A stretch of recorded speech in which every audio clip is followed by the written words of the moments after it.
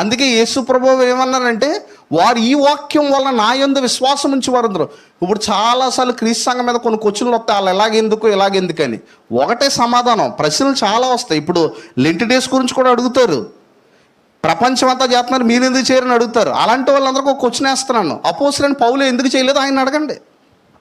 లేదంటే అపోస్తల కార్యాల చరిత్రలో చూడండి, 33.5 అంటే సంఘం ఎప్పుడు స్థాపించబడింది? 33వ సంవత్సరంలో సంఘం స్థాపించబడితే ప్రకటన గ్రంథం 96 అధ్యాయంలో రాయబడింది. 96కి 36కి మధ్య ఎన్ని సంవత్సరాల చరిత్ర ఉంది మీరు గమనించండి. 33వ సంవత్సరంలో క్రీస్తు సంఘం స్థాపించబడింది. ప్రకటన గ్రంథం ఎప్పుడు రాయబడింది? 96లో రాయబడింది. మధ్యలో ఎన్ని సంవత్సరాలు ఉన్నాయి చెప్పండి మీరు. 63 సంవత్సరాల్లో ప్రతి సంవత్సరం లెంట్ డేస్ చేసిన వాళ్ళు ఎవరో చూపించండి బైబిల్లో. వాళ్ళు ఎవరో చేస్తున్నారన్నది నాకు చూపించుకో, ఇందులో చూపించు. ఒకవేళ నువ్వు ఎందుకు చేయట్లేదు ప్రభు అడిగితే నేను చెప్తాను, బైబిల్ ప్రభు నువ్వు ఇచ్చిన బైబిల్లో లేదు కదా అందుకే చేయలేదంటాను. లోక సంబంధమైన ఆచారాలు కాదు. నీ వాక్యం ఏం చెప్తుంది నీకు స్పష్టంగా? ఇక్కడ ఏముంది? 606 దాకా కూడా 606లో ఇవి విభజించబడ్డాయి. అపోస్తల కార్యాల్లో సువార్త అంటే ఏంటో ఉంది. సంఘ చరిత్ర ఎక్కడుంది? ఫస్ట్ సంఘం ఏది? నువ్వు ఎక్కడికి వెళ్తావు ఫస్ట్ సంఘానికి? ఫస్ట్ సంఘం ఎక్కడుంది చెప్పండి, బైబిల్లో ఉందా లేదా? ఫస్ట్ సంఘం బైబిల్ కంటే ముందు ఏదన్నా సంఘం ఉందా? ఫస్ట్ సంఘం ఎక్కడుందో బైబిల్లో ఉంది కదా.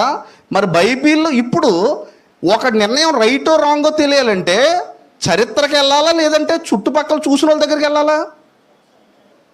మరి ఇప్పుడు ఖచ్చితంగా మొట్టమొదటి సంఘం స్థాపించబడి ఈ బైబిల్ దగ్గరికి రావాలి.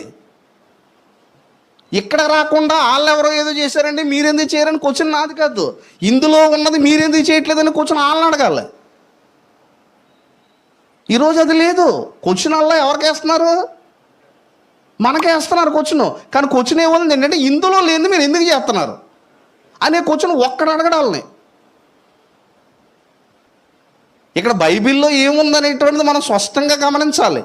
ఇంకోటి, ఈ 40 రోజులు కూడా తీసుకెళ్ళి వీళ్ళు దేనికి పెట్టారంటే, ఇప్పుడు 40 రోజుల చివరి రోజు ఏమొస్తుంది? గుడ్ ఫ్రైడే వస్తుంది. అసలు యేసు ప్రభు 40 దినాలు సిలువకు ముందు ఉన్నాడా? నేను క్వశ్చన్ అడుగుతున్నాను ఈరోజు. యేసు ప్రభు 40 రోజులు సిలువకు ముందు ఉన్నాడా? సిలువకు ముందు ఆయన పస్కా పూజించలేదా? బాప్తిసం పొందిన తర్వాత ఉన్నాడు ఆయన. సిలువకు ముందు లేడే 40 దినాల్లో.